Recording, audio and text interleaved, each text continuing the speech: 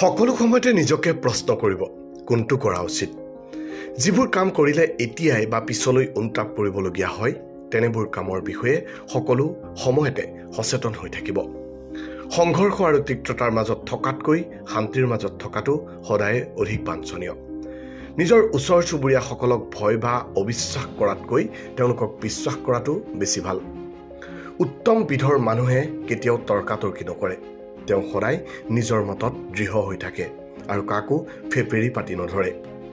তেওঁ সকলোৰে লগত মিলামিছা কৰি চলে, কিন্তু মিলামিছা কৰিবলৈ কেৱল নিজৰ আপোন মানুহখিনিকহে বাছি নলয়। উত্তম বিধৰ মানুহে নিজৰ ওচৰ চুবুৰীয়াক সদায় ভাল আৰ্হি দেখুৱায়।